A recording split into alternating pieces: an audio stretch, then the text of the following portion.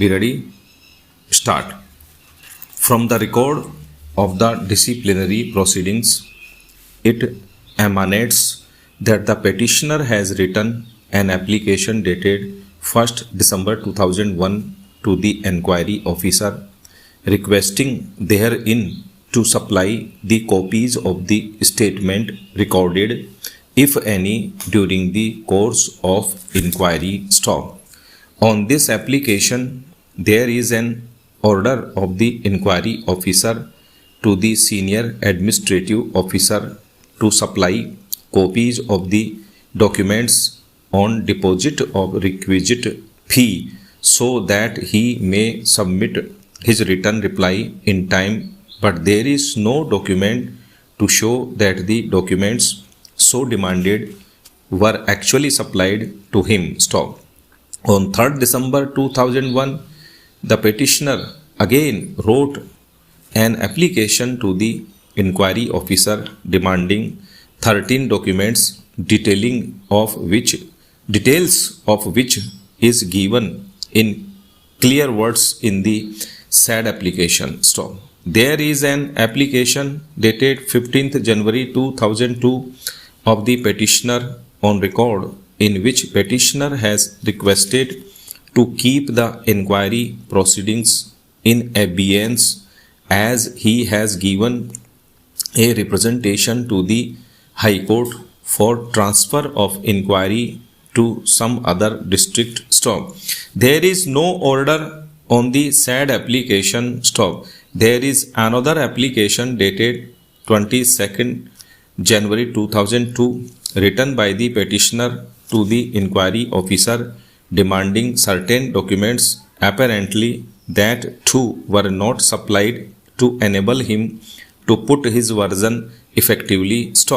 Moreover, the petitioner had indicated the relevancy of the documents so demanded by him. Similar request was made via applications dated 2nd February 2002 and 8th February 2002 and 28th February 2002.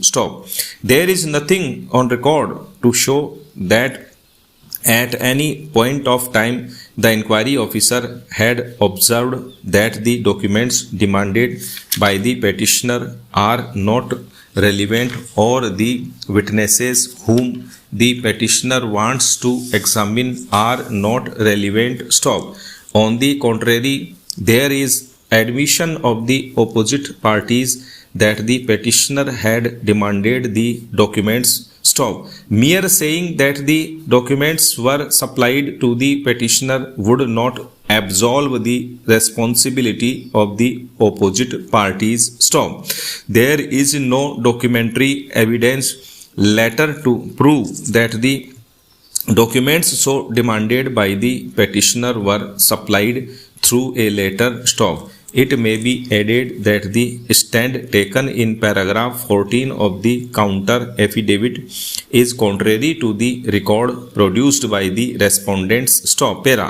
It may be added that in the charge sheet, the primary charge against the petitioner is that during preliminary inquiry, it was found that a racket is operating for filing fake claim petitions on fictitious names with fake documents, and petitioner is also involved in filing the fictitious claim petitions with the aid of certain clerks and advocates.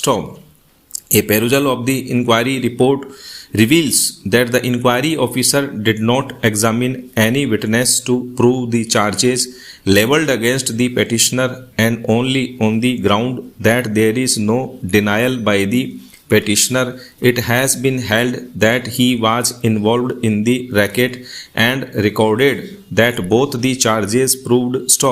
There must be clinching evidence to connect the delinquent employee with the charges leveled against him. It was the pious duty of the inquiry officer to ascertain the truth, being the independent investigator, as to how and in what manner the petitioner is involved in a racket.